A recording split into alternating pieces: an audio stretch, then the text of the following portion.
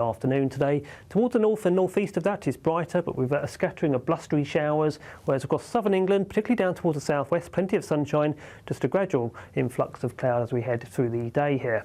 Towards the north and northeast, it stays chilly for the time of year. Temperatures no better than 12 to 14 Celsius, peaking though in the southeast at 20 Celsius, 80 in Fahrenheit. So towards the end of the day, we'll see a continuation of sunshine and showers across the north and northeast of Scotland. Still that chilly north to northwesterly wind to contend with as well. Then we run into that area of more persistent rain across Northern Ireland, into parts of southwest Scotland, northwest England and North Wales. Whereas further south, it's a brighter picture still to end the day. Some cloud feeding in from the north, so the best of the sunshine reserved for the southwest of England. And in the sunshine here, temperatures still into the high teens Celsius. Heading through the evening into the overnight period on Sunday, those outbreaks of rain across Northern Ireland and the southwest of Scotland continue southeastwards to affect all parts of England and Wales as we head through the overnight period. Notice some outbreaks of rain turning quite heavy in places too, whereas further north across Scotland and Northern Ireland we go into clearer skies with showers and turning quite chilly here. Could even see a touch of frost by Monday morning in one or two sheltered spots. As for Monday itself, outbreaks of rain gradually push away towards the south and east of England and Wales, leaving brighter skies across the whole of the UK, coupled though with quite a few showers. The showers most widespread towards the north and northwest, again accompanied by quite a brisk north to northwesterly wind. And wherever you are, those temperatures struggle still for the time of year, no better than 12 or 13 Celsius in a few places towards the north of the UK, up to 17 Celsius at the very best towards the south and southeast. Looks like things are heating up. Boxed boilers, sponsors of weather on GB News.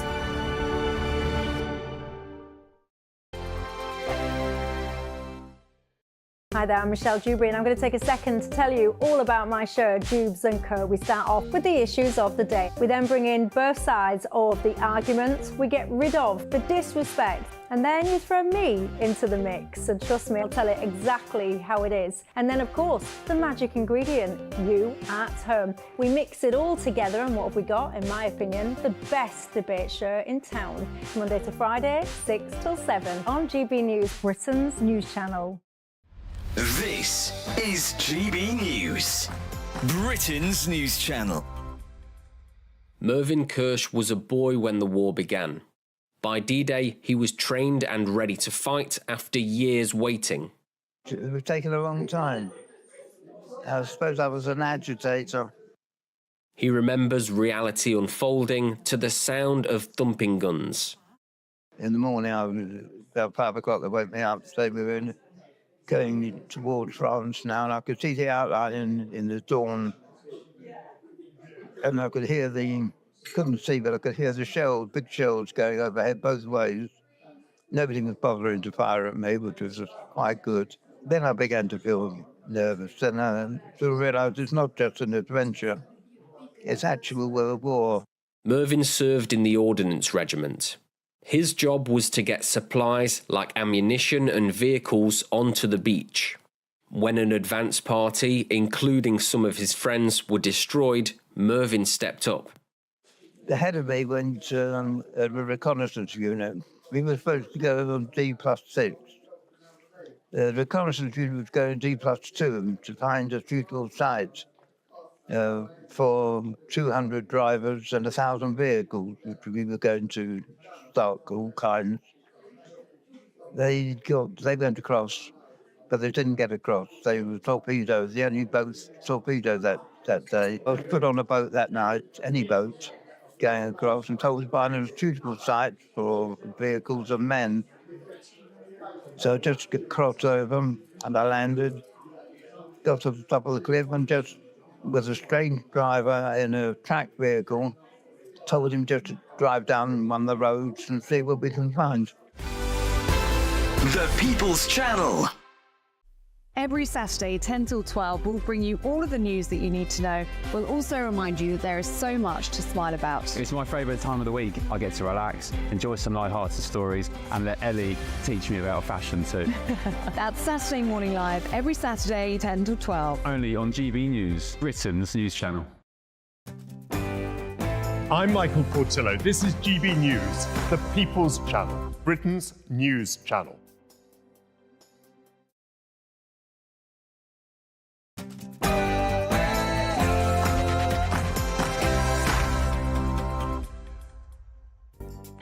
Good morning and welcome to the Camilla Tominey Show. It's been another busy week for all the parties on the campaign trail.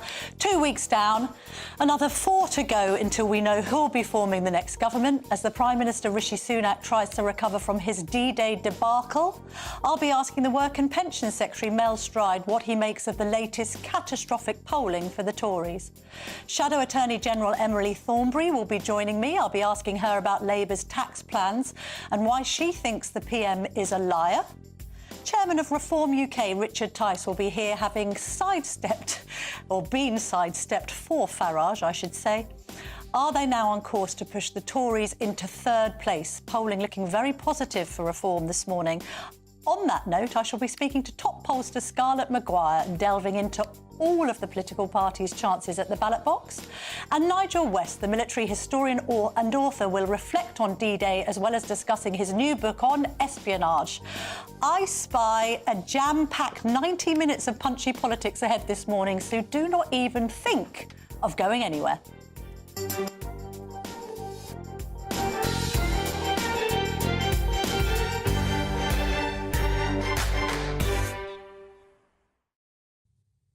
Well, to go through the morning papers, I'm delighted to be joined now by former Senior Government Special Advisor James Price, who is now the Director of Government Relations at the Adam Smith Institute. And before we look at the papers, James, I was going to put this story on because it's dominated the front pages since Wednesday. This really very, very unfortunate news. The Greek authorities have confirmed that the body of a man believed to be the missing British doctor, Michael Mosley, has been found on the island of Symi. Mosley went missing after going for a coastal walk on the island on Wednesday. We've now heard from the island's Deputy Mayor, Nikitas Grillas, who has said he has been found in the area of Aya Marina. I can confirm that it is him.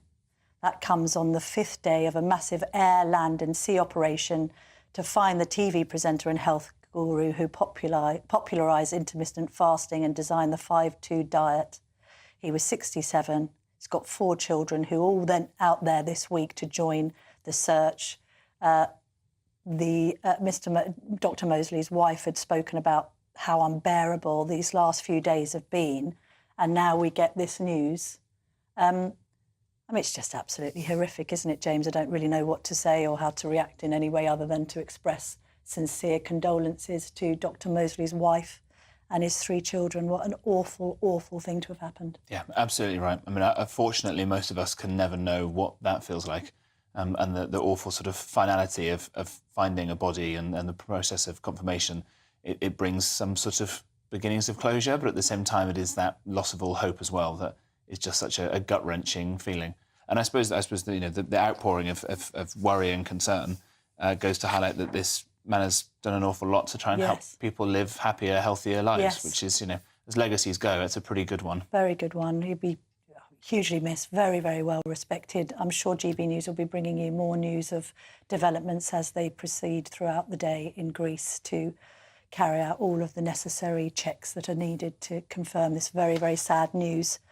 That has dominated the newspapers this morning, and of course election coverage. This D-Day story isn't going away, is it, James? No, sadly not. I think it hits at the heart of everything that we believe in of ourselves as a country. The World War II is a sort of foundational myth of modern Britain now. It's sort of replaced an awful lot of sort of Christian imagery and ideology from thousands of years before that, and it's become the sort of central tenet of everything that makes this country great, and I think that's why it hurts so much. Yes. I do think on this that it is, whilst it is a pretty catastrophic error of judgment from the Prime Minister and his top team, and he's held his hands up to that, I do think that that's what it is, rather than this being a symbol of being unpatriotic or any of this kind of stuff. I think that's all a pretty nasty thing for someone who, there's an awful lot of, Rishi Sunak's so great, he could be off in America making lots of money chat. Well, he chose not to do that and to come to the UK and to get involved in politics, which is, as he's discovering, a pretty brutal game because he thinks he can make a difference. Also, he said in interviews that he plans to stay on as an MP even if he loses, which some people might not believe, but that's what he said. As it stands now, James. Obviously, the Labour Party keen to capitalise. There's been this row during the week about this £2,000 on tax bills under Labour, which was a point of the TV debate on Tuesday, the ITV debate between the two leaders. Now the Labour Party are telling the Sunday Times, they've splashed this story, put it on their front page, that they are promising a tax triple lock in their manifesto, which I think is due out on Thursday. We've got Lib Dems on Monday, I think Tories on Tuesday and Labour on Thursday. Set your alarm clocks, folks. A tax triple lock, that's quite clever politics, isn't it? Well, I think so. I think it's one wonderful thing in a way from the Conservatives that if the main legacy they get of this is to try and box the Labour Party in from its natural kind of DNA-based instincts to raise taxes wherever it possibly can. The Conservatives have raised taxes in lots of ways, and that's been a real pity. I think it's at the highest level since D-Day, since the Second World War, and that's terrible. Good point. But that's, I think, for the Conservatives, a lack of being able to grip the issues like productivity and growth and things like that, whereas for the Labour Party, it's in their instinct. They don't think the individuals and families and businesses are very good necessarily at spending their own money, and they think the state can spend it better. So if they've been boxed in and say they can't raise these taxes at least, that's really good. But of course, that is the three of the big taxes: income tax, national insurance, VAT.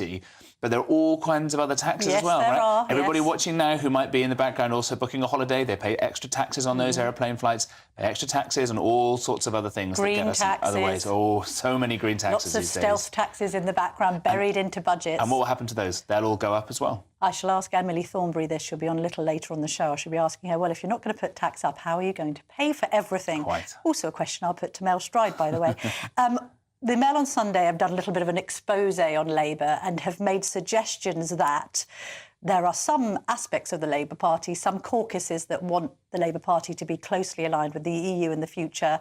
One particular person who's a Labour bod, Fiona Urquhart, suggesting that they want to bring back free movement. Just tell me a bit more about that story, James, and do you buy it? This is from a group called Labour International, and this was in a conversation with a newspaper in Mallorca. This is a big issue that for the first time millions of British expats are going to be able to vote, and they haven't been able to before. So it's reaching out and grabbing those, and the assumption being that if you're a Brit who lives abroad, you like the idea of free movement, and some of the Brexit shenanigans have caused some difficulties as we shake these things out. I think there's a broad point that our relationship with the European Union is not going to stay as it is now forevermore. No relationship with any other country ever does. These things are always going to be in a state of flux, and maybe we'll bargain in good years and get some better deals and manage to stay out of all the bad stuff that the country clearly thinks and understands correctly that the European Union does. Free movement's a really difficult thing. When we had this in the Brexit debate, this is the real sentiment, because a lot of younger people like to move around. Yes. And you know, that's a wonderful thing to do that. The problem we've had is that if you have an unlimited number of Europeans coming to this country to work and to live, and you can't work out how many hospital places they need, you can't work out how many school places they may need, we can't build enough housing if we don't know where they are. Those are all the reasons why freedom of movement became such a difficult issue. That alongside issues of sort of societal assimilation, everybody getting on. Yeah. Right? And it's, I think it was a sensible thing that ended. The problem was, instead of now getting lots of young Spaniards, young Italians, young Poles, who are culturally pretty similar to us, they share similar values, similar religions, similar-ish languages and cultural outlooks and recent history, again, the Second World War, things like that.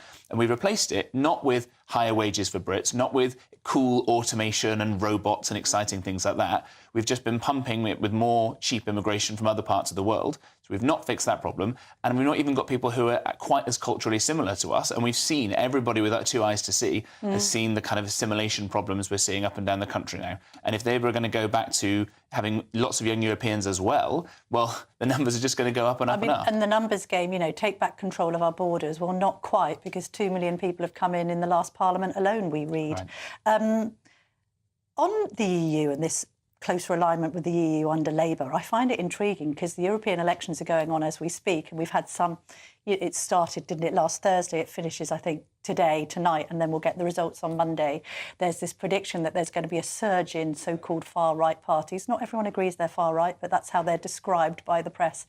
We've already seen that happen in the Netherlands. You know, we're seeing it happen in Poland.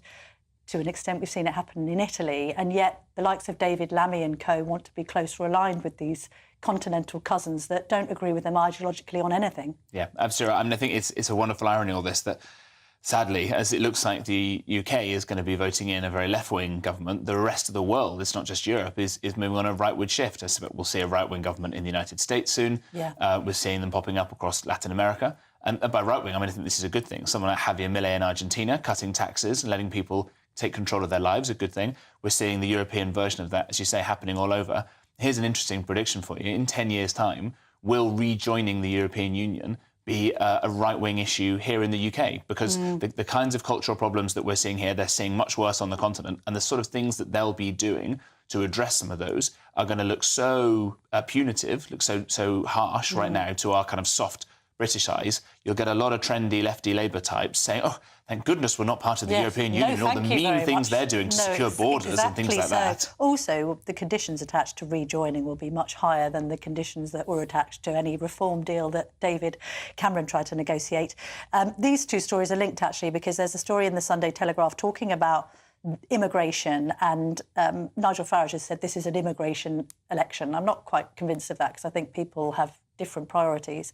But record levels of immigration fail to make Britain richer, reports the Sunday Telegraph. This is the big debate always, James. Is immigration a good thing for the economy, a bad thing? Could it have been a good thing, but we've had too much of a good thing? I'm going to try not to give the politician's answer. It's always a little bit of everything, right? It's the easy kind of cop-out. I mean, it's an obvious point that if the immigrants who are coming in are all supremely skilled, supremely hardworking, love the United Kingdom, right? My other half is American, grew up watching The Vicar of Dibley, always wanted to come to the UK, got a big, proper grown-up job, unlike me, in the city, pays lots of taxes, contributes with, great skills, all that kind of stuff. Sounds like the perfect partner. Oh, she's the best. Well done.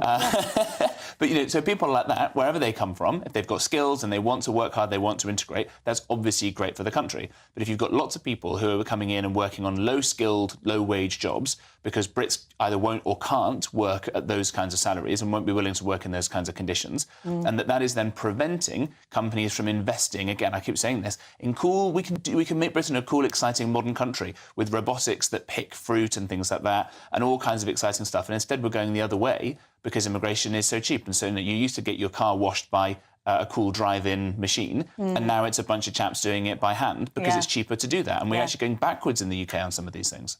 Really quickly, because we're running out of time, how is Nigel Farage winning the online war? So he's got a TikTok account.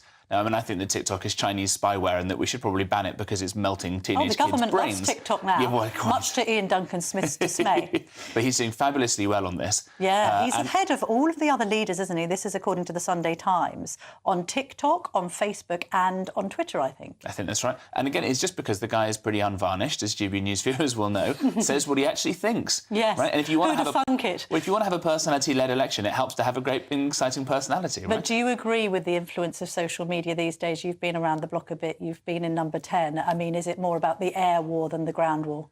I think so. I think we're getting to a point now, I've been knocking on doors, people don't like having their doors knocked on, right? I feel bad as a Brit. I feel a bit awkward. Feels a bit intrusive, I'm really sorry to bother you while you're doing something better with your time than me coming and trying to talk politics at you. Whereas the great people who are watching this channel right now, they're tuning in because they want to know what's going on. So I don't mind having this kind of conversation. But if I then pop up in a few hours having you a sort of soggy leaflet in the rain, you might tell me where to go. No, well, also as well, I mean, people perhaps don't mind their feeds being interfered with. The other thing is, it's indirect in many respects. You get... it's interesting to have seen celebrities have done the same thing. Politicians take ownership of their own personas. I mean, you've advised ministers, and that traditional form of media has been replaced to some extent, hasn't it, by the likes of Johnny Mercer and co, recording their own videos and having their own direct appeal to their constituents. Yeah, absolutely right. And that's what people like. They like normal people saying things in a normal way. There's a time and place to kind of talk wonky economics in select committees and all that kind of stuff. But if you're going to be looking on your phone or knocking on your door, you want someone who seems like they've vaguely ever spoken to another human being before. That's always shocks me there are politicians who aren't like that. I know. We like politicians that speak human. James, you speak human, and I'm glad to have heard you speaking this morning. Thank you very much indeed. Coming up next, I'm going to be joined by the Shadow Attorney General Emily Thornberry, who has this week accused the PM, Rishi Sunak, of lying when he claims Labour would increase household taxes by £2,000. Trust me, you won't want to miss it. Stay tuned.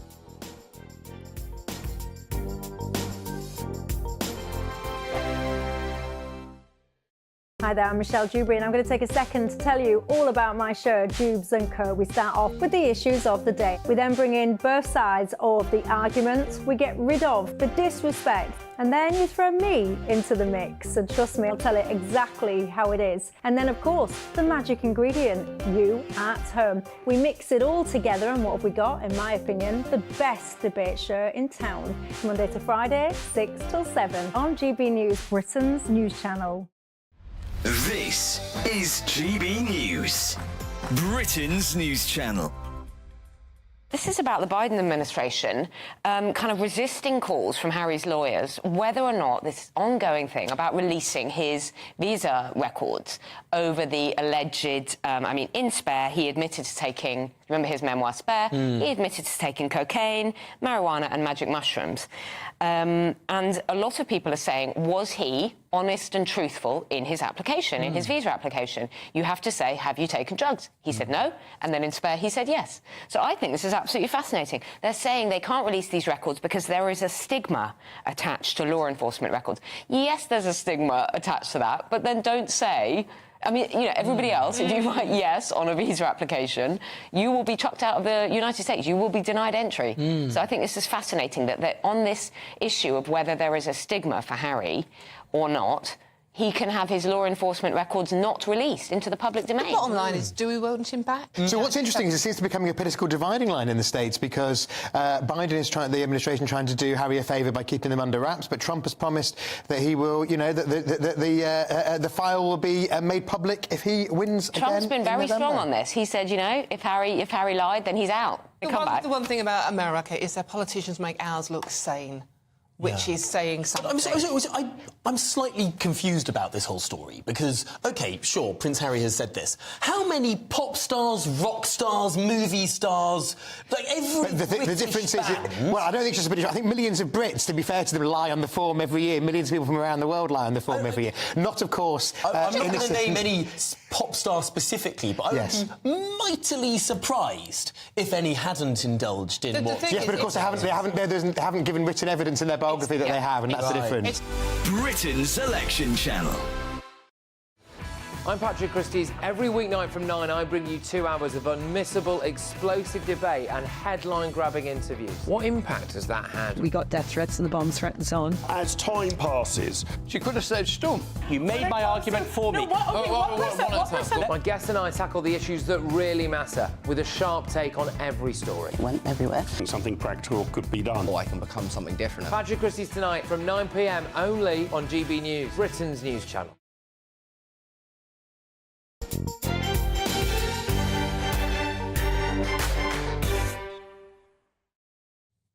Welcome back to GB News. You're watching the Camilla Tominey Show. I'm delighted to be joined now by Shadow Attorney General Emily Thornberry. Hopefully she can hear me. Lovely to see you this morning. I don't think you've spoken to me before on my show, so it's really lovely to have you on. Thank you. You've made an announcement this morning about prisons and that you want to create more space in our already very overcrowded prisons. How many prisons would you like to build? When will you build them by? And how much will they cost? So we're going to build 20,000 places, which is what the Conservatives promised that they were going to do, but they only managed to build 6,000. We don't know why. There seem to be 2 places that have been identified for 2 prisons, and the money has been allocated, and yet they haven't spent it. We know that there is an absolute crisis in our criminal justice system. We've had judges advised to go slow on cases. We've had police officers advised not to arrest too many people. We've had a whole lot of prisoners who've been released because the prisons are just about, overflowing. And they just seem to be, it's kind of like it's a really good example of just like what's gone wrong with this government. They just seem to have totally run out of steam. They seem to be incapable of, even when there's a place, even when there's money, even when there's a need, they still don't seem to be able to do it. So all we're saying is... OK, so how quickly will you repair the situation and how much will it cost?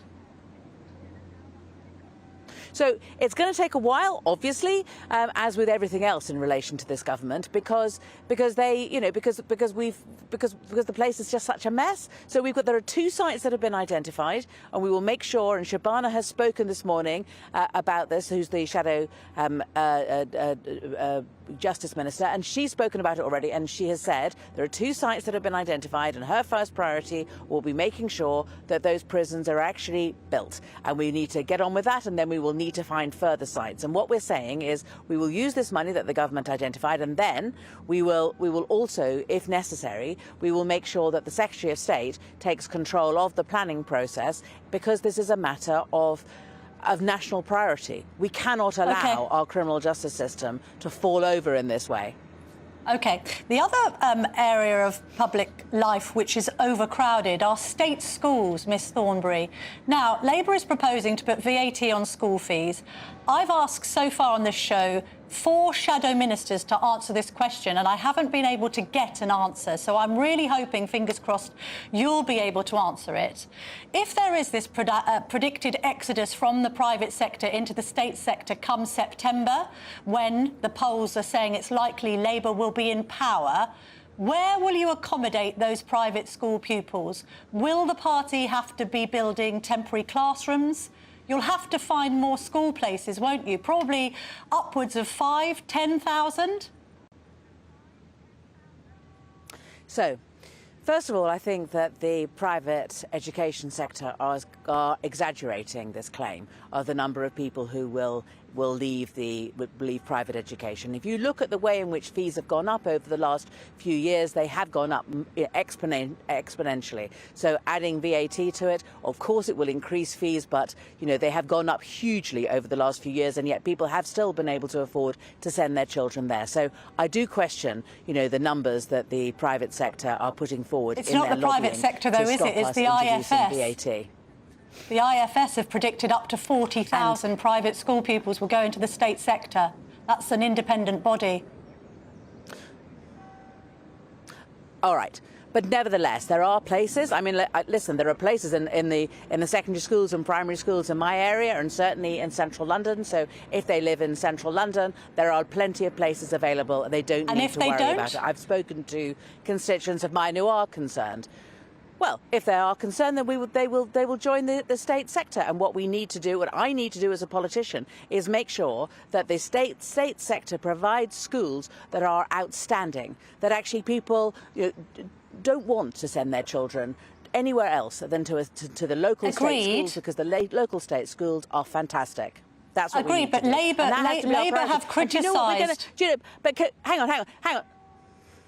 Hang on, what I want to say is this, right, is remember what it is that we're spending the money on. And this really speaks to the state that we're in as a nation. What we want to do is we want to raise the VAT in order to pay for additional teachers and to give children breakfast in the morning, because so many children going to our state schools go to school hungry. That's where we are, Camilla, and we need to have a government that's prepared to do something about it, and that's what we're going to do.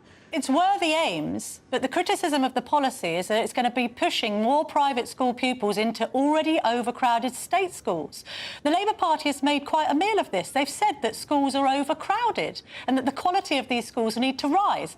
How on earth do you solve that problem by injecting what is predicted to be up to 40,000 private school pupils into state schools? Also, incidentally, the teaching unions aren't happy about it. The National Education Union has said that if this costs private school teachers their jobs, they will be angry, rightfully, with the Labour Party. So it's also a policy that might cost teachers their jobs. And, by the way, it's already closed down 2 independent schools. As I've already said, there are schools that certainly have vacancies. You know, there are my primary schools and my secondary schools have space, and they're very welcome. And they are good schools, and people should send their children there. I mean, it's fine, you know. And if we have to, in the short term, have larger classes, we have larger classes. You know, so you will make classes larger to accommodate. The birth rate goes up and down. Right. How big should classes be to accommodate this policy? Oh, come on. What we need to do is we need to raise the money in order to make sure that children going to state schools have had breakfast. That's what our priority is, and we need to raise the money from somewhere. And what we're going to do is we are saying everything we're going to spend money on, we're saying where the money is coming from, because we will have a properly costed manifesto, and all our spending commitments will be costed, and we will be able to say where it comes from. And sure, you know, there may well be complaints about it. I understand that, but I'm afraid that if I have a choice between putting VAT on private schools and making sure that the children in my area can have breakfast before they start learning, I know where I am. But it does sound as if you've got a choice between putting VAT on private schools and having larger class sizes. I mean, one of Tony Blair's pledges famously was to keep class sizes at 30. You're now saying that class sizes should be higher to accommodate your own policy. So how big should classes be? 35, 40? There are classes that are larger, but I tell you what's happened is that because of the underfunding of schools, the number of classroom assistants has gone. So it used to be that you would have a teacher within a school, but you'd also have a classroom assistant, and they've gone. You know, in private schools that I have visited, the classes are 8, 9, 10, you know, fantastic, and they only have one teacher. In state schools, they no longer have the number of classroom assistants that they used to. That is a tragedy. We underfund our state system, and what we are doing is ensuring that we begin, as one of our first steps, is to make sure that we're putting more funding into the state sector. We're going to have more teachers. There's another 16,000 teachers coming. We're going to make sure that the children are fed.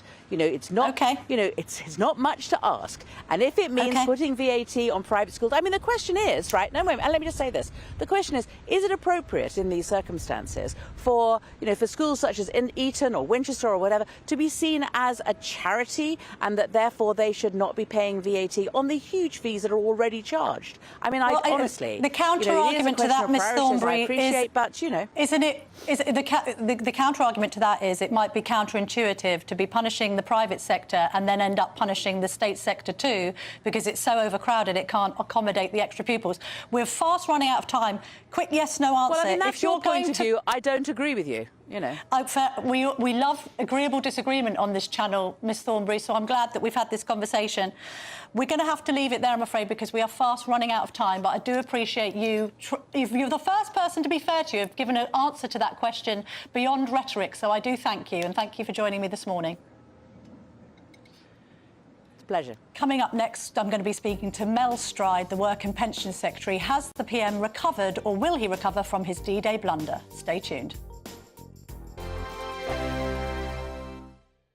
It's our summer spectacular. 3 top prizes that have to be won. There's cash. £15,000 in tax-free cash to spend on anything you like this summer. Plus a brand new iPhone 15 with a set of Apple AirPods. And if that wasn't enough, we'll also treat you to some fun in the sun with £500 to spend at your favourite UK attraction this summer. For another chance to win the iPhone, treats and £15,000 cash, text prize to 63232. Text costs £2 plus 1 standard network rate message, or post your name and number to GB06 PO Box 8690 Derby DE1 9TT. UK only. Entrance must be 18 or over. Lines close at 5 p.m. on the 28th of June. Full terms and privacy notice at gbnews.com/win. Please check the closing time if listening or watching on demand. Good luck. Nana Queer. Weekends from 3 p.m. Angela, what's on the menu? Well, the menu today really is the battle between King Charles and Prince Andrew about his home, Royal Lodge. It's gone on for quite a long time now because increasingly the place looks very dilapidated. No paint, raw under the way that the whole thing's built, and it's. King Charles gives him £3 million a year to have safety, and also another £1 million just to keep it going. And it costs about £100,000 a month to keep the place going. Really? So it is ridiculous that he's there. And I think it's like anybody. If you get to a certain age, his daughters don't stay there because they stay in London. You get to age when you downgrade. And it's not a big deal, it's not hopeless, it's actually gives you a fresh feeling. And I think it's very silly that he won't do it, but he's determined not to, and the King is determined to, and it seems that if he doesn't listen and make all these decorations properly, that he's going to stop giving him the money, which would be very difficult indeed for him. Because every 5 years, isn't he meant to paint the outside and all sorts of things? And the Queen didn't give him much money in her will. It all goes to the heir. So Charles has got the money. And so, you just wonder how he'll manage, because he's only got, what he can do. How he'll manage? He can move somewhere cheaper like the rest of us. I mean, £400,000 a month. Yeah. You could go to Frogmore Cottage, which is the offer. Yes, exactly. That's the offer. And it's all been very decorated. Apparently, Meghan did it very nicely. It's much smaller, but it's also very carefully guarded. So he should be able to do that. The People's Channel.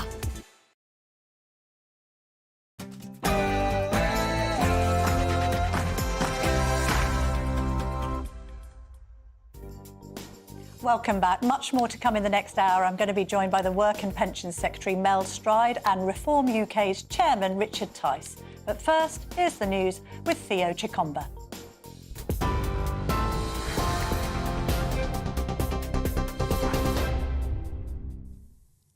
It's 10 o'clock. I'm Theo Chikomba in the GB newsroom.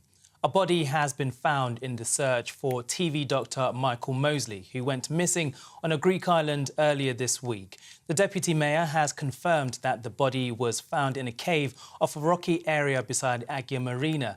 The 67-year-old vanished on the island of Symi after he set off on a walk from St Nicholas Beach but failed to return home. Greek police, firefighters, local residents and tourists had been searching on a rocky area north of the village of Pedi, where he was last seen.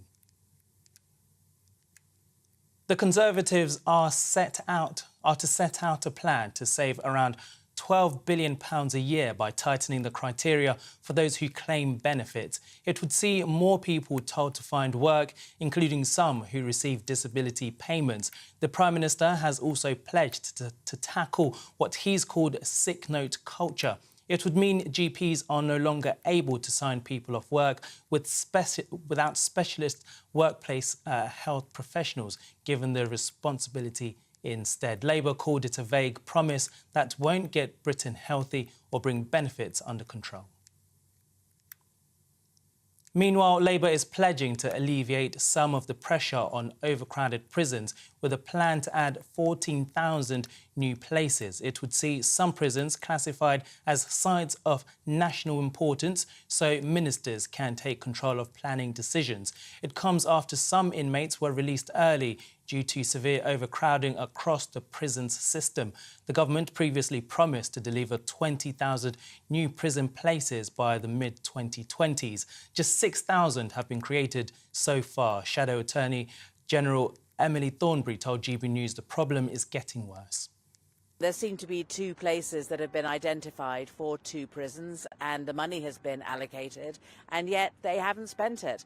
We know that there is an absolute crisis in our criminal justice system. We've had judges advised to go slow on cases. We've had police officers advised not to arrest too many people. We've had a whole lot of prisoners who've been released because the prisons are just about, overflowing.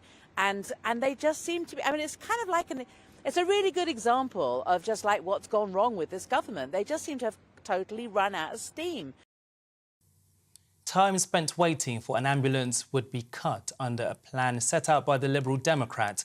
It would see an extra 1,000 staffed hospital beds, which the party said would help end excessive handover delays and patients having to wait in corridors for treatment. The party says the proposals would be funded through an upfront capital investment of £280 million to extend urgent treatment centres. For the latest stories, sign up to GB News Alerts by scanning the QR code on your screen or go to gbnews.com/alerts. Now it's back to Camilla.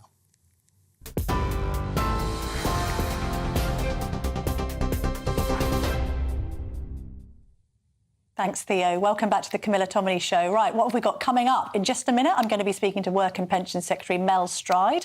I'll be grilling him on the Prime Minister's D-Day blunder and what he makes of Nigel Farage's claim that reform is set to overtake the Tories. I'll also be speaking to the pollster Scarlett Maguire. Are we going to witness a historic moment at this election? And I'll be joined by the chairman of Reform UK, once the leader, Richard Tice. I'll be asking him why one of his candidates that he hoped would be running for reform has just defected to the Conservatives. And Nigel West, military historian and author, will be here to tell us about his new book about real-life James Bonds. But I'm delighted to be joined now by Work and Pension Secretary Mel Stride. Lovely to see you, Mr Stride. First time we've had you on the show, so welcome this morning. You've announced that you want to cut the welfare... Thank you. You've announced that you want to cut the welfare bill by £12 billion, but isn't this yet another Tory pledge undoing some of the bad work you've done over the course of the last 14 years? Why did the welfare bill get so high under a Tory government? Well, we've had COVID, of course, amongst other issues, and that has led to an upsurge in sickness and disability, particularly mental health issues amongst younger people, 16 to 24-year-olds, for example. So that's why we're announcing today that in our manifesto we'll have a commitment to over 500,000 additional talking therapies within the NHS. We will be having mental health teams for every single primary, secondary school in the country and FE college, and we'll have mental health hubs, 150 of those across the country for those aged between 11 and 25. And alongside that, Camilla, of course, what we're doing is reforming the gateway into benefits, which we know from what the OBR tells us, for example, with the work capability assessments changes that we're making, that will mean 440,000 fewer people on those long-term benefits going forward. OK, on D-Day, does the Prime Minister still expect 18-year-olds to do national service when he can't even stay to the end of a service? Well, clearly the Prime Minister accepts that he made a mistake in not attending the international element of those commemorations. He was there, incidentally, at Portsmouth, and he did attend all the British-led events in Normandy, but he absolutely recognises that he made a mistake to have left when he did. He's issued an unequivocal apology. He uses the words, "I am sorry." And knowing him as I do, I think he will be feeling this very deeply, because he's a deeply patriotic man. And so in terms of supporting veterans, obviously around the cabinet table, we have a dedicated cabinet minister, Johnny Mercer, who looks out for veterans affairs. The Prime Minister is completely committed to the really good work that Johnny and others have been doing in better looking after but he's our undermined veterans, that and good indeed work, coming hasn't he? forward with legislation in the next Parliament if we're elected. He's what? I mean, he's undermined that good work, hasn't he? I mean, Johnny Mercer's not happy about this. Penny Mordaunt certainly wasn't happy about it on the Friday night BBC election debate. She said that the Prime Minister was wholly wrong. I appreciate what you're saying about him issuing an apology. Has he personally apologised to the veterans themselves? So I don't know exactly who he's apologised to. I know that he has made a very clear, very public apology, actually. And you mentioned Johnny Mercer's response to this. Amongst the other things Johnny has said, I'm pretty certain that Johnny has recognised the extraordinary commitment that the Prime Minister has shown to veterans and to the great work that Johnny has been doing, looking after veterans' mental health, looking after their housing situation, and going even further now and saying in our manifesto we will have a commitment to bringing in legislation in the next Parliament to enshrine those kind of levels of support into law if we become the next government. I mean, I appreciate the phrase, you know, advisers advise and prime ministers decide, and it was ultimately Rishi Sunak's decision to leave the commemorations early, which, as you say, now regrets. But isn't there a problem with inexperience, incompetence and a degree of arrogance among the Prime Minister's top team? I mean, is it advisable, for instance, Mr Stride, to have your best friend as your chief advisor? That's not objective, impartial advice, is it? Well, what my observation would be, I don't work very closely at the centre of the campaign, but I do have some dealings with it, is I have always found it extremely professional, very focused. We are the party that is coming out with the bold offering to the British people. For example, in my area, the triple lot plus, which is going to prevent millions of pensioners being dragged into income tax in the years ahead. This is important, Camilla, because the Labour Party is saying they will not support that. So they are prepared under Labour to see millions of pensioners paying income tax and paying more tax if they're already paying tax. And that is what you're going to get under a Labour government. And these are the big issues of this election. But you've dragged more pensioners into paying income tax because you've frozen the tax thresholds for such a long time. So you have to look at where you are with the current fiscal arrangements and then ask the questions, do we leave taxes where they are, put them up, or take them down? We've taken the decision to take those taxes down for pensioners. Labour have taken the decision to put them up. And of course, what we have done is supported pensioners' incomes really strongly. So since 2010, the state pension has gone up by £3,700. Under Labour, we had the fourth highest level of pensioner poverty in Europe.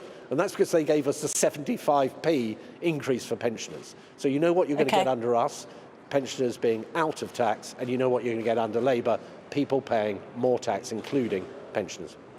A few things have been reported this morning just in reaction to the D-Day debacle. First of all, that the Prime Minister isn't really that interested in international affairs or going to these major events, and that actually David Cameron is the de facto PM on the international stage. I mean, it did look like that in that photo, didn't it? Oh no, I can't accept that the Prime Minister is not fully engaged with international affairs. He's been fully engaged, particularly with Ukraine, for example, where the reason why we've been in the vanguard of supporting Ukraine in terms of money and training for their personnel here in the UK and material that they need for progressing the defence of their country. The Prime Minister has been absolutely at the forefront of that. Yes, I think nonetheless, I think David Cameron has been a great asset, you know, as a Foreign Secretary who's been out there with a huge level of connections and presence and experience to help us on the various international issues we face. Well, experience is the key here. I revert back to my previous statement about the team lacking experience and competence and maybe behaving with a degree of arrogance, because not only did they succeed in making Cameron look like the international statesman instead of the Prime Minister, they also allowed Keir Starmer to look like more of a statesman internationally than the Prime Minister. He was the one who met Zelensky. He was at Omaha Beach. No, you meant, well, OK, so you mentioned international matters and security and so on, and you mentioned Keir Starmer there, Camilla. Keir Starmer is the man who twice fought tooth and nail for Jeremy Corbyn to be the Prime Minister of our country, a man who wants to abolish the army, pull us out of NATO and give up our unilateral nuclear deterrent. So I don't think we should take any suggestion that Keir Starmer is OK, then Nigel Farage looked like more of an international statement then. Let's put it like that. Didn't Nigel Farage cover himself a whole lot more glory by self-funding his trip to Normandy, which, by the way, he does every year, than Rishi Sunak? I mean, he's criticised the Prime Minister as not being a patriot. He's right, isn't he? Yeah, well, no, I really don't accept that, and I've given you reasons why I don't accept that. We have around the Cabinet table our Veterans Minister.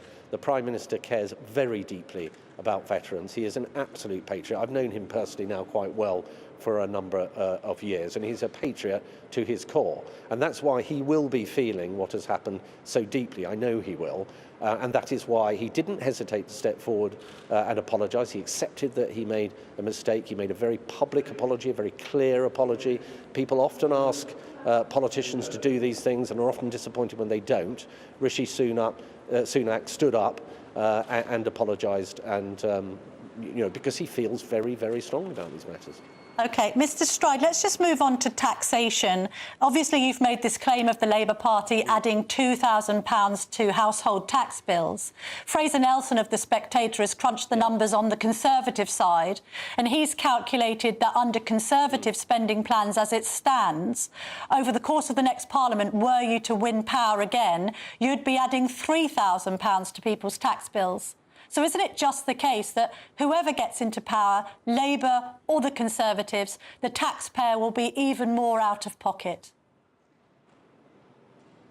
So the two figures are not comparable. The 3,000 figure is the baked-in fiscal forecasts going forward and the implications they have for the tax burden. The 2,000 figure are additional taxes that Labour would need to find in order to fund the £38.5 billion black hole that there is in their revenue raises and spending commitments that we put forward, and that is something that we've analysed in a very transparent way, and that is the cost to working families up and down the country would be £2,000 across the next Parliament. But we're in the situation now where the electorate just has to bake in paying higher taxes for what are perceived to be poorer public services. Certainly under Labour, that's true, because they'll have well, to under fund the Conservatives as well, surely. Black hole. Well, no, Camilla. Under the Conservatives, taxes are beginning to come down. Okay, so we've cut national insurance by a third. We've given a tax cut to 29 million hard-working people. That's worth £900 as a tax cut to the average earner, and that's happening right now in people's pay packets. So the trajectory of this government is for taxes to be reduced. Now, we've talked about pensioners. We're going to make sure they're kept out of income tax, whereas Labour are going to tax millions of pensioners. We are not going to do that. So our direction is very clear. Mel Stride, thank you so much for joining us this morning. Lovely to speak to you. And you, Camilla, thank you. Thank you. In just a minute, I'm going to be joined by the pollster Scarlett Maguire, who will tell us who's up and who's down as we approach the midway point in the election campaign. Don't go anywhere.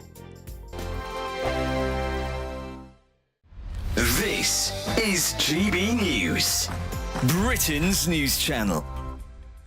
Today we've got two fantastic individuals who have invented a teddy bear to help children who are suffering with mental health. Yes, so Lynn and Samantha Crilly came up with the idea for the Trouble Muncher toy following Samantha's own battle with an eating disorder and OCD. Yes, the teddy comes with a notepad and encourages its owners to write down what's troubling them, and then they can pop the note into the rucksack on the bear's back. I struggled with mental health most of my life, actually, and oh no, it's fine. I've got one. I feel quite sorry for you. But and one thing I always did was message my mum, and it was a thought disassociation kind of technique. I would message you. Even now, I message you thoughts that come into my mind, but massively when I was younger. And I thought, what happens if you're younger and you don't have this? Yeah, and I think in today's technology-fueled world, I think we go back to basics, and it just helps them to process by writing it down. Everything's so instant these days.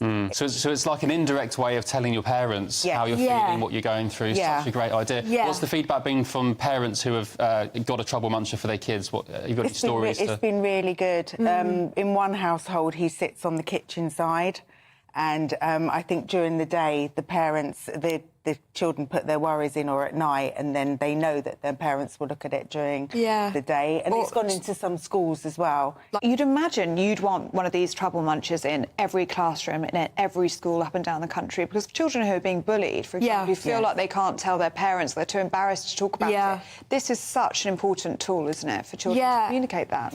Yeah, well, you were saying Mum's a mental health counsellor, and you had a young child who had Snapchat AI. So you talk to an AI in Snapchat, and that's what they talk to now. The People's Channel. Sunday nights on GB News. From 6, Neil Oliver. At 7, it's Free Speech Nation with Andrew Doyle. At 9, Mark Dolan. And at 11, get set for the week ahead with headliners. Tomorrow's papers tonight. GB News, the People's Channel, Britain's news channel. If you want your news to be straight talking, this is the nightmare for the Conservatives again. Down to earth. It's not just Nottingham where this is happening, is it? And most importantly, honest. Hard-working, middle-class taxpayers, they'll get their book thrown at them. Then catch me, Martin Daubney, Monday to Friday, 3 till 6 p.m. on GB News, Britain's news channel. Good afternoon, Britain. Good afternoon, Britain. Weekdays from midday, we bring you the most compelling stories from across the United Kingdom. And why it matters to you. From your doorstep to our inbox. That's right, we want to hear from you. Good afternoon, Britain. Only on GB News, the People's Channel, Britain's news channel.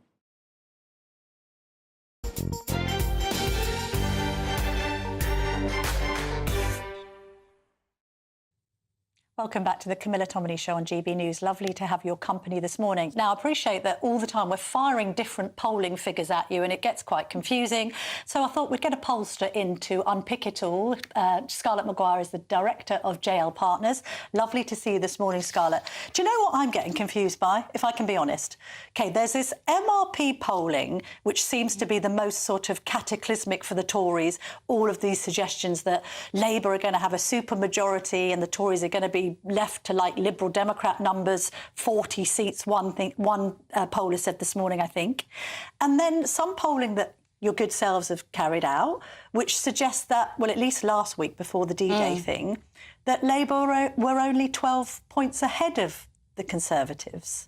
So how do we work it all out? Yeah, that's a great question, and that's something that pollsters are trying to figure out at the moment as well. So you're right, there are lots of different polls saying lots of different things. I think the first thing to say is that some things are consistent. So the things that are consistent are, without wanting to sound too obvious, there's a big Labour lead, and a big Labour lead that will translate into a Labour majority. I think most people now agree that looks like by far the most likely option on polling day. There are some other consistencies as well. So, for example, Reform, I think, definitely on average, and on most pollsters is on double figures. It wasn't, if we look back to autumn last year, it was struggling to even hit 5%. So we can see that Reform have risen in the polls. And again, the Lib Dems everywhere seem to be low double digits as well, around 10%.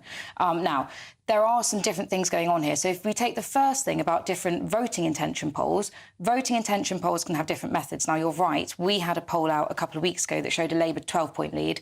Ours is actually now back to a sort of 17 or 18-point lead again, and that's before D-Day. So we'll have another one coming out tomorrow. Wow. So you've told people on D-Day. What are you expecting? Yes. Well, I think, yeah, exactly. Without wanting to second-guess what the data's going to say, we have seen some polls that have been in the field at least since Nigel Farage announced he was going to stand in Clacton, and some since D-Day, and most seem to show a rise in Reform's vote, and potentially and that will damage the Conservative Party. There's some speculation about whether that could hurt current Labour voters as well, whether they might go. So that's one thing. And then on the sort of final thing about MRPs, that's a great question. So MRPs have in recent elections been considered to be the sort of gold standard of polling. There have been a couple of fantastically accurate ones. They involve doing modelling. Now, using much bigger samples, so in a standard voting intention poll, we might ask 2,000 people. I saw the latest YouGov one last week, I think asked 60,000. So they're asking huge amounts of people. But then what they're doing is they're getting all that information from around the country. They're working out different things about each constituency and the demographics in that constituency, as well as sort of building a lot of assumptions and very educated guesses about voters and how they might behave. So then they have that massive pool of data, then they can sort of infer or use all their clever models to work out what then might happen in each constituency. The thing is, those models are only as good as those very educated guesses. Now, as I was saying, they are very educated guesses, but in an election where there's so many question marks, especially over things like turnout and about how many don't knows might return back to the Conservative Party, for example, that's when you start seeing some quite different seat projections. Again, though, I think out of the most recent ones we've had, the best result for the Conservative Party, or at least I think the second best result, still has their worst defeat in 100 years. So whichever way you look at it, it's going to be bad. It's not looking great. Can we talk about the Farage factor? He's made extraordinary gains for Reform in the last week since he announced his candidacy and leadership of the party. I mean, how well could Reform do? He was sitting in that seat last week when I was covering the 7 till 8 hour, saying that they would overtake the Tories. Could they? I wouldn't rule it out at all. In fact, if anything, I think it's at least as likely they do as they don't in 1 or 2 polls. We've already had a couple of polls last week that put them just 2 points behind the Conservative Party, so they're getting quite close. And I think it's the sort of thing that could really build up momentum. At the moment, the Conservatives' best argument against a vote for Reform is that it is is a vote for the Labour Party because you're going to help whatever the second biggest party in that constituency is get in, be it the Labour or Lib Dems. Are you seeing any evidence of Labour people coming across to Reform as well as Tories? Because this was something Farage said as well last week. Yeah, I think it's too early to say. I think the first thing you can say is that in terms of 2019 Labour voters, I don't think there's much of a crossover. Now, that makes sense if you think about in 2019 it was Jeremy Corbyn that was on the ballot for Labour voters. So there's unlikely, I'm sure you'll find the odd quite idiosyncratic voter that voted for Jeremy Corbyn Corbyn now wants to vote for Nigel Farage, but there won't be great numbers of them. In terms of current Labour voters, it might well be that they take some. We actually did a hypothetical poll just a few weeks ago saying, you know, how would you vote if Nigel Farage returned as the leader of the Reform Party and standing as an MP? And we found at that point that he was taking votes from current Labour voters and current Conservative voters. But overall, it's still overwhelmingly damaging the Conservatives, and that's what will happen on election day. Because also, even if they're old Labour voters, these are the voters that will have switched to the Tories in 2019, and therefore they are technically classed as Tories. They're Boris Johnson supporting former Labour voters, and therefore the vote comes from the Tories and not from Labour, if anyone's following that. I'm not even sure I am. Let's also talk about just this discrepancy. So explain this to us. And I know the first past the post system and proportional representation is slightly tricky to analyse on a Sunday morning when everyone's enjoying their breakfast, but let's try. Because we have a situation where we've got Reform and the Lib Dems basically tracking each other, and yet obviously the Lib Dems are up for maybe 40 seats. We might wake up on July the 5th and think, how has that happened? And yet Reform are only predicted to win 2, 3, 4. Yeah, I mean, you're absolutely right. That is how it works. So in our first past the post system, it's about who can come first in their particular constituency. The Liberal Democrats have a very, very, very efficient vote because it is not spread evenly around the country. So they are piling up votes in the constituencies that they are more likely to win. And they've been doing that for many, many years. And also, the Liberal Democrats, I think this election, the common wisdom is they are going to actually could hurt them in some constituencies as well in terms of their overall vote share. But they will be assisted by getting MPs by a drive for tactical voting to get the current government out. At least that's what we're seeing signs of already. So you're saying that the vote share for Reform goes up, but they don't necessarily win the seat because they're not first. But then this is giving everybody reminders who can remember it of sort of 1983 and the SDP. Can we have a situation then where Reform obviously gets this extraordinary vote share? I'm just trying to analyse it from kind of a historic perspective. Could something, you know, historical happen in political science that suddenly the Tories... I mean, when's the last time the Tories have been pushed into third? Well, that's a great point. We had, in the 2019 European elections, the Conservatives were pushed into 5th place, and that's partly what's triggered the last few years of this sort of drama that we've had in the Conservative Party. It's certainly what triggered Theresa May to resign. And they came behind Nigel Farage again, Farage's Brexit Party. So, I mean, you don't even have to go back as far to the 80s to look at a situation where a party can get millions of votes and not result in many MPs. UKIP got 3.5 million votes in 2015. They then sort of dropped off a map in 2017. But so, yeah, it's not unprecedented, and these things do happen. However, what I would say is that even though then that doesn't translate to representation in Parliament for those MPs, it can still be hugely influential. And so it can still decide a direction of a political party. There's lots of rumours about whether Conservative MPs, however many of them are left after the election, may be tempted to take in Nigel Farage if he does win Clacton. So the influence can be outsized compared to the MPs, is what I would say. And also, before you go, can you just give us the latest in Scotland? We've seen over the course of recent weeks and months a sort of SNP implosion. That's going to be key critical to Labour, because let's be honest, it's going to be Labour picking up those seats and not necessarily the Tories or the Lib Dems, right? So what do we think might happen up north of the border? Labour will be the main beneficiaries of what has been a very bad year for the SNP. So ever since Nicola Sturgeon stood down, they've seen a sort of steady decline in the polls. That got worse after Hamza Yousaf's resignation. And we're now seeing consistently from different pollsters sort of the biggest Labour leads in Scotland since the 2014 independence referendum. That will be very significant for the election. It could be that Labour pick up as many as 20, 30 seats in Scotland. They're currently on 2. But that could be make the difference. I mean, I don't think the polls are now suggesting sort of hung parliaments and no overall winner, but Scotland could kind of be the kingmaker here. Scotland could certainly really help Keir Starmer, and I think that's a great point, because a few months ago when, or let's say this time last year, when there was a bit more speculation about how this might all go, whether Rishi Sunak could be able to close the gap in the polls, awful lot of attention on Scotland, because that was felt like that held the definite key to number 10. Now that we're looking at some of the seat projections that we talked about earlier, where you're looking at sort of Conservative wipeouts, it seems to me that people aren't paying quite enough attention to Scotland, because they're sort of thinking, well, a Labour majority is a given anyway. But it's fascinating, not just obviously for the voters in Scotland, but for what happens down in Westminster too. Still got more than half of this campaign to go, though, Don't haven't we? tell me that. I know, Scarlett, should we seek help? Look, you've been brilliant in explaining this because it is bamboozling, all of these different numbers coming in and sort of this idea of a Tory apocalypse. So thank you very much for sorting that all out for us this morning. Lovely to see you. Coming up next, I'm going to address some of the issues we've just raised, actually, because I'm going to be speaking to the chairman of Reform UK, Richard Tice. I want to find out what he makes of Jacob Rees-Mogg's suggestion that Reform should do a deal with the Tories. Find out his answer next.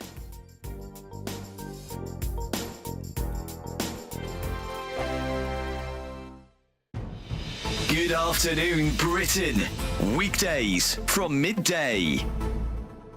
The Princess of Wales has reportedly been out and about, enjoying days out with her family, while she continues to undergo her treatment for cancer. And Buckingham Palace says they have been inundated with tens of thousands of get-well-soon cards and gifts for the princess. Yes, I can imagine so. Now we're joined by former royal correspondent at The Sun, Charles Ray. Charles, how do they know she's been out and about with her family? Good afternoon, Tom and Emily. It's interesting, yes. I mean, how do they know that she's been out and about? No pictures have been seen of the princess out and about.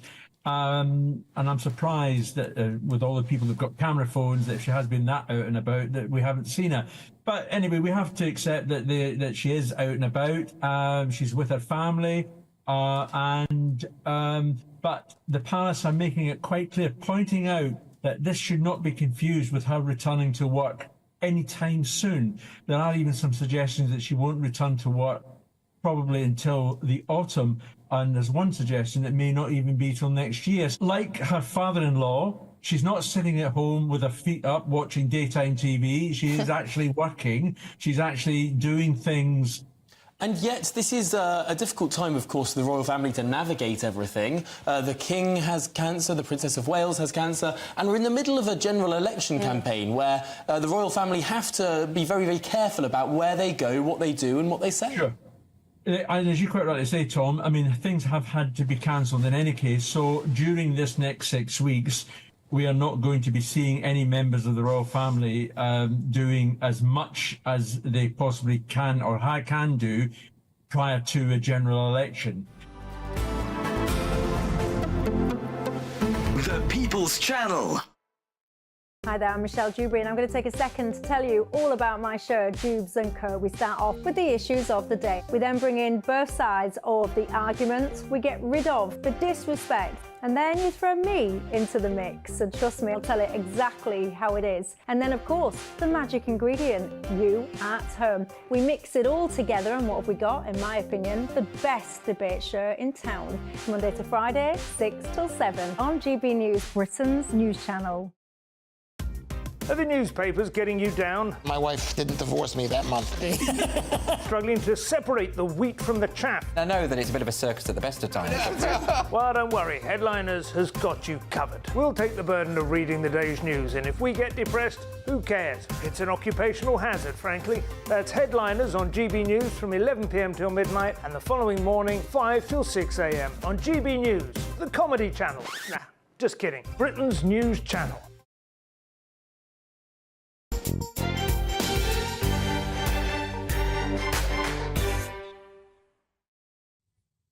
Welcome back to the Camilla Tominey Show on GB News. I'm delighted to be joined now by the chairman of Reform UK, Richard Tice. Mr Tice, lovely to see you this morning. Thank you. Now, do you agree with Lee Anderson, who said that Rishi Sunak missed the later D-Day ceremony at Omaha Beach because his grandparents didn't fight in World War II? Who knows why Rishi Sunak missed those commemorations? Frankly, it was just a shocking decision for everybody, and one can only speculate. I've no idea. I don't think anybody has an idea, but it was a catastrophic decision which, frankly, has shamed and embarrassed the nation. Can we talk about some of your candidates, Mr Tice? So I read today in the Mail on Sunday that somebody you had deselected has now been reselected. Guy Lachlan, St Neots and Mid Cams. Is he back on the slate for Reform? I'd have to check, Camilla. We've got 611 candidates. I don't know exactly all of them on every single constituency. But, you know, our team have been looking at all of this. There's been all sorts of allegations and out of context stuff put to us. So we'd have to check that. Obviously, we can come back to you. Well, let me just put it to you perhaps a different way. This is somebody who's liked a tweet for the far-right Britain First group against Muslims. He's liked another tweet saying Tommy Robinson isn't entirely wrong. Yeah, He suggested that there are too many people on the planet. He said that humanity is bacteria. Camilla, I'm going to stop you there. Camilla, but should he be a candidate, is my question, Camilla, Mr Tice. I'm going to stop you there. The Mail on Sunday is running a vindictive campaign against us. A whole load of stuff gets put to us by journalists out of context, with no notice, some of which turns out to be completely and utterly wrong. If people have got allegations, they send them to us and we check it. But we're not going to respond to stuff live on air. I've literally been given misinformation by a very well-known journalist on a different broadcasting channel in order to try and trap us. So, Camilla, with the greatest of respect, I'm not going to respond to something live on air without formal, something formally sent to us that we can check. Sorry, I thought you might have seen it because it was in this morning's papers. I'm only picking him out because you had deselected as you well him. know, that doesn't mean it's true. No, but I'm saying that I'm picking this guy out particularly. I'm not part of some conspiracy, Mr Tice. I'm just a journalist. I'm picking this guy out because you deselected him because you were so worried about his tweets. And now it seems as if he is the candidate for that seat. And that seems to be slightly contradictory. You've deselected him and now you've reselected him. We will check it out. I don't have 611 names on my mind. We'll check it out. A whole load of stuff that the Mail on Sunday have been printing is frankly ludicrous, gotcha garbage. OK. Have you only got 611 then? You're a bit short. You wanted 630. Yeah, we've got 611. We've got 9 candidates where we've joined candidates with the SDP. And one of the reasons that actually we got a bit short, for example, in this constituency of Stone, our candidates submitted their papers and then something extraordinary happened. We've no idea what, but I have to say it's very, very dodgy. He then withdrew them with a few minutes to spare and endorsed the Conservative candidate. So frankly, some of the Conservatives have been playing very, very dirty tricks, trying to bribe our candidates to step aside. And that's why we've lost a number of candidates at the last minute. And frankly, I think they need to explain themselves. Although it's not just the Conservatives playing dirty tricks, is it? That's your candidate also playing dirty tricks. Funnily enough, this was reported in the Mail on Sunday, so this story isn't garbage. Sorry, say that again. This story was reported in the Mail on Sunday, so this is one story about reform and having someone defect to the Tories. That story, just to confirm, isn't garbage or indeed a stitch-up. It was actually reported yesterday in other papers, and the Mail on Sunday just picked it up. They might not get it first, but at least they get it last. Well, yeah, and maybe sometimes the last are actually too. Right, OK, so this guy's defected because he agrees with the Rishi Sunak premise that a vote for reform is a vote for Labour. It's not really a ringing endorsement, is it, of reform? He's done it because he's been promised something. I've no doubt whatsoever. We had other candidates. What will he have been promised? Oh, we had another candidate who was promised a safe council seat and 2 jobs by the Conservatives. This sort of dirty tricks is one of the reasons why the Tories are going to absolutely bomb in this election, because the British public are sick and tired of their antics, their dirty tricks, and actually they want people to tell it as it is and come up with policies that are going to work for Britain, to make work pay, to get to zero waiting lists, to freeze immigration. No one voted for mass immigration, and to stop the lawlessness on our streets. And those are the policies that we're campaigning out, and we're getting a fantastic response on the streets. Let me tell you, there are a lot of shy reformers out there. Maybe he was worried, Mr Tice, that he was going to go to bed with Nigel Farage and wake up with Angela Rayner. I think that's a vision that's a little bit too tricky for most people early in the morning. Well, not really. It's that the idea that you vote for reform and, unfortunately, you wake up with Labour. That's what your candidate has been worried about. That's why he's jumped ship. No, exactly the opposite. Let me tell you what's really going on out there. Everybody realises that Labour are going to win this election. Don't like it, but that's the reality. So now, actually, it's a free opportunity, because if you vote Tory, you're going to get Labour anyway. So you might as well use that opportunity to punish the Tories for the damage they've done to our country over the last 14 years. And actually, a vote for reform is a vote for change. And that's why we're going up in the polls. The Tories are sinking the polls. We're doing so well. we're going to win seats, we're going to get many millions of votes. I'm increasingly confident that we're going to get more votes cast than the Conservative Party. And that's the big target. That's the opportunity. OK. Let's go through some of your policies then. How does net zero immigration work when it comes to the health and social care sector? So our policy is to freeze immigration with the exception of health and social care, OK? But basically, about 500,000 people leave the UK every year, so you can welcome a similar number, highly qualified, highly skilled, above the average national wage, including a much lower number of students doing proper degrees, not ridiculous degrees that, frankly, are pretty useless. That's the way we should do it. And what and about other shortages, though? Well, like, for instance, chefs. It's very difficult for people in hospitality to get chefs. No, Camilla, the role of the British government and British businesses is to train up and develop and motivate young British people coming out of school and getting into work. That's how it used to work in the 1990s and 1980s, when we had almost no immigration whatsoever. And guess what? It worked rather well. We had real wage growth. Everybody felt better off, and we didn't have huge pressure on housing rents, unaffordable housing, huge pressure on healthcare. So actually, by freezing the size of the population, everybody's quality of life will improve, and also wages will go up. People will feel a little better off. And I think that's a very good thing, and what most British citizens want. Since Nigel Farage came in and took your job, he's dropped the overseas detention plan for migrants. Are you going to stick with your migrant tax on businesses? Because when I last interviewed you, we had Sirocco Forte on, who's a leading hotelier. He employs a lot of foreigners, and he said it was a, quote, crazy idea. And he's wrong. It's actually a very good idea. And of course, we're going to stick to it. We only announced it, I think, about 12 days ago. It's part of what I've just been referring to, which is motivating and enthusing young British people coming out of school in order to get into the world of work. And what's actually happened is, for too long, businesses have been able to suppress and depress wages, not pay for training, and therefore actually wages haven't seen the sort of growth that we saw in the 1980s and 1990s. When actually those sort of businesses, hospitality businesses, they were employing lots of English workers. And that's what we've got to do. That's the role and, frankly, moral obligation of big business. And that's the obligation of what the government should be doing. So we've had a very good response to that from people up and down the country. We've got some exemptions for small businesses, 5 people and less.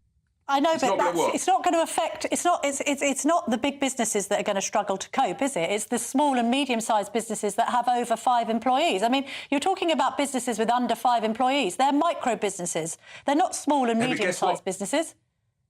Literally, for 150 years, this is how economics worked. If you can't afford the labour, you invest in capital equipment to get more productivity to replace the labour. When all of a sudden we had mass immigration in the last 20 years, we've had a productivity crisis, a capital investment crisis, and we've had almost zero real wage growth. In fact, I think for the last 15 years, real wages have declined a bit. So the proof's in the pudding that mass immigration makes people poorer and worse off, and businesses have a role and responsibility to play their part in training up and developing and paying a proper wage for young British workers. And we do not resile one bit, not one iota from that. It's absolutely vital. OK. Mr Tice, finally, can you give us your top 3 policies that you hope will reform the NHS? Yes, I can. The first thing is we've got to retain and attract back recently departed staff. We've got to use the independent healthcare sector much more. The NHS has got to buy millions more appointments and operations. And thirdly, here's the thing. Actually, if you can afford to pay a bit more, and of course this would always still be at the point of delivery, that's absolutely critical, have no doubts about that. But if you can afford to pay a bit more, actually it would help the NHS, free up pressure on the NHS, if we encourage people to pay a bit more and buy their own health insurance or self-pay by giving them tax relief, basic rate tax relief at 20%. That would ease the pressure on the NHS, which means that everybody would get faster, better outcomes. And we set out in our contract how you pay for that. Someone's got to have the ambition, and we've got it, to get to 0 waiting lists in 2 years. Most other nations don't have lots of waiting lists. And as Nigel quite rightly said in the leaders' debate, we've got to be brave enough to say other nations are doing it much better, still free at the point of delivery. I repeat, for those who sort of say we want to do other things, but we have to reform the way we do healthcare in the United Kingdom. Will you charge for missed appointments, Mr Tice? And that's a detail that, to be honest, I haven't looked at. Lots of people get excited about it. The bigger picture is actually, Camilla, that we've got to reform the way we do healthcare. We've got to be much more ambitious, use the independent sector much, much more, let that grow. Here's the thing. It's, by the way, a conservative principle. Competition's a good thing. It drives up standards, it drives down costs, and it increases capacity, which means we'll all be treated better, faster, and have healthier outcomes. And so that will improve our cancer diagnosis. OK. When's the manifesto out?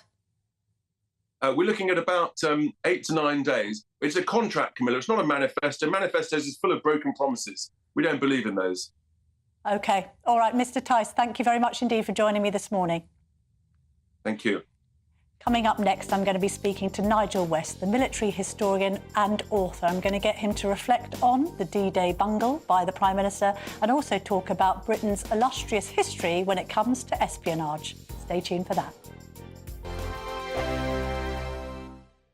Hello, here's your latest weather update from the Met Office for GB News. We'll see a mixed bag of weather across the UK today, some sunshine, some showery rain and temperatures remaining on the cool side for the time of year too.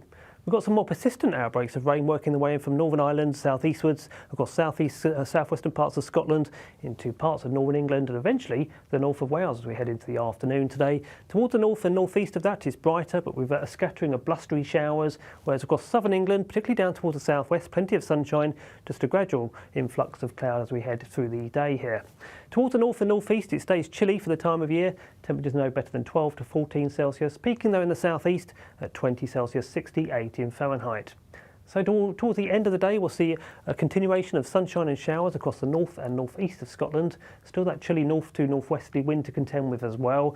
Then we run into that area of more persistent rain across Northern Ireland, into parts of southwest Scotland, northwest England and North Wales. Whereas further south, it's a brighter picture still to end the day. Some cloud feeding in from the north, so the best of the sunshine reserved for the southwest of England. And in the sunshine here, temperatures still into the high teens Celsius. Heading through the evening into the overnight period on Sunday, those outbreaks of rain across Northern Ireland and the southwest of Scotland continue southeastwards to affect all parts of England and Wales as we head through the overnight period. Notice some outbreaks of rain turning quite heavy in places too, whereas further north across Scotland and Northern Ireland we go into clearer skies with showers and turning quite chilly here. Could even see a touch of frost by Monday morning on one or two sheltered spots. As for Monday itself, well, outbreaks of rain gradually push away towards the south and east of England and Wales, leaving brighter skies across the whole of the UK, coupled though with quite a few showers. The showers most widespread towards the north and northwest, again accompanied by quite a brisk north to northwesterly wind. And wherever you are, those temperatures struggle still for the time of year, no better than 12 or 13 Celsius in a few places towards the north of the UK, up to 17 Celsius at the very best towards the south and southeast. GB News is Britain's election channel. And when the big stories break, we're tackling them on Britain's newsroom. When we disagree, and we disagree a lot, it's even livelier than normal. We don't disagree that much. We do. His comedy, though, is revolting. I knew her, and unlike you. That explains Beverly Turner's temperament. It's a bit frosty in here, isn't it? He'll have one of me one day. For dartball practice. Britain's newsroom on GB News. Weekdays, 9:30 a.m. GB News, the People's Channel, Britain's news channel. Hi there, I'm Michelle Dewberry and I'm going to take a second to tell you all about my show, Jubes & Co. We start off with the issues of the day. We then bring in both sides of the argument. We get rid of the disrespect. And then you throw me into the mix. And trust me, I'll tell it exactly how it is. And then, of course, the magic ingredient, you at home. We mix it all together and what have we got, in my opinion, the best debate show in town.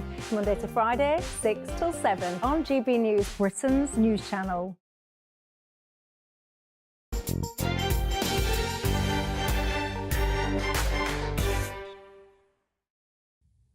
Welcome back to the Camilla Tominey Show. I'm delighted to be joined now by Nigel West, the military historian and author, who is here to discuss his new book, Classified, The Adventures of a Mole Hunter. Sounds very intriguing. It sounds as intriguing, that title, as the subject matter. What's the book about, Nigel? It's the story of my life in 40 years on the fringes of the intelligence community, studying spies, catching double agents, tracking spies around the world. And I've met about 14 or 15 double agents from the Second World War. I've met all their case officers.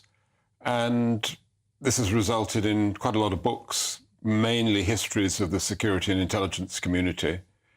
And it's been huge fun, and I thought that I would share some of the stories relating to the background to some of the great events in recent years in the spy world. What are the most common misconceptions of the spy world? Because we know that the spy world gets a lot of sort of treatment on celluloid, and we know about James Bond and all the other films and depictions. I'd imagine it's not quite as it seems in the cinema. It isn't. But if you look at the spy world, people imagine that it's very dangerous. I think the truth is that a chartered accountant is a more dangerous occupation than a spy. And during the Second World War, the British Secret Intelligence Service had 3 intelligence officers killed. One was walking down Piccadilly and was killed in an air raid, and 2 were killed for their money belts that they were carrying in the Balkans. So it's actually quite a safe occupation. For the agents, that's a different matter. And they're not the professionals and they're not the full-time officers. And how has the world of spying changed from when you first became involved to now? Because obviously the whole world's changed technologically. We've all gone digital. Is the art of spycraft the same now as it was? It is. It's the same as ever. The technology has changed. There's been a pendulum that has swung in favour or against technological intelligence, the collection, the aerial reconnaissance, interception of communications. All of that's very sophisticated. But the truth is that when you recruit a spy, you're persuading somebody to do something that they wouldn't otherwise normally do. Yes.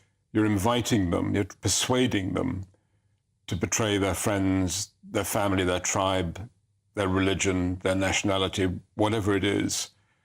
And that takes a lot of skill. So the case officers who are handling human intelligence, they're the people that I'm interested in. Yes. I'm interested in why people compromise classified information and regard it as a sort of overdraft that they can draw on if they're short of money.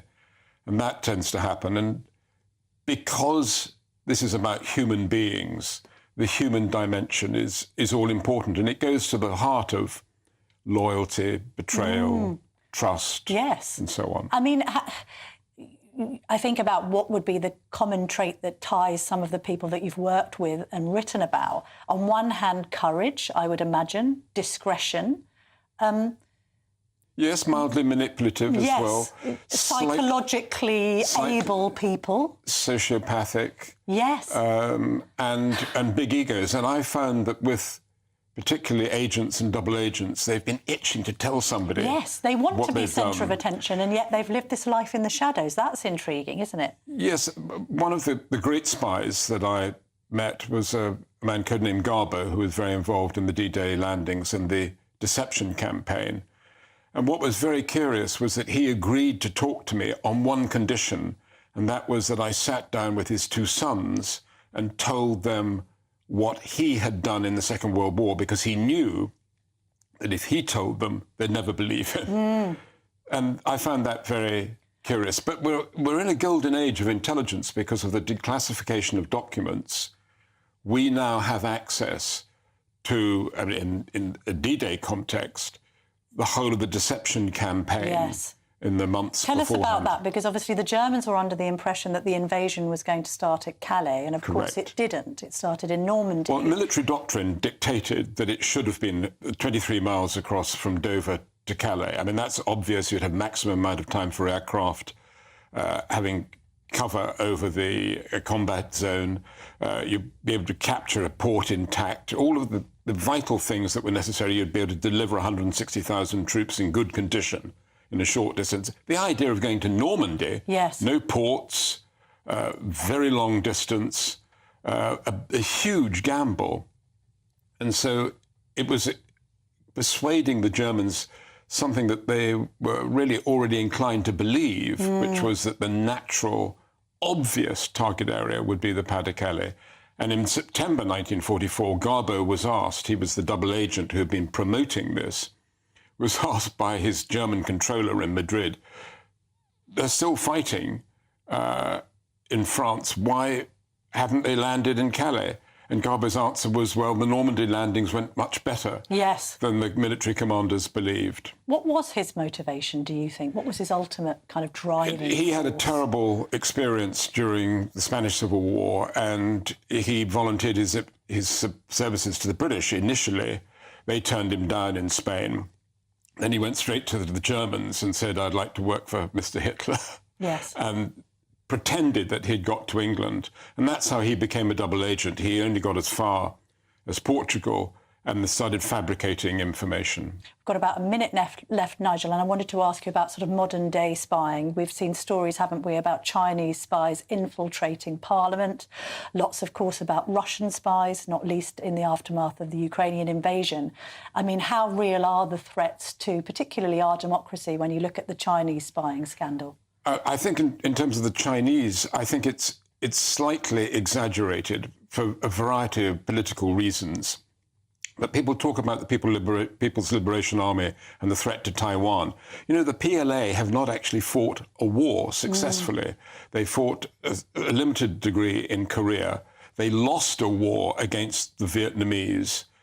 The single child policy means that the parents are going to be very reluctant to allow their children to go to war. So that I don't personally believe that the PLA poses the big threat that it's cracked up to be. But in terms of influence and getting their media message across, all of that, I think, is very sinister. Might not need to spy that subtly when they've got TikTok. Nigel West, thank you very much indeed for joining me this morning. Well, that's me done for another day. I'll be back on Monday, tomorrow at 7 p.m, because I'm hosting Vote 2024. Then I'll be back on this show next Sunday at 9:30, as is ever the case. Up next, Ben Leo is standing in for Michael Portillo. Have a great rest of your weekend.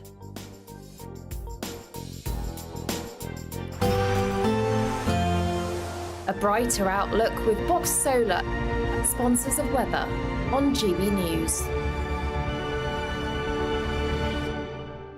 Hello, here's your latest weather update from the Met Office.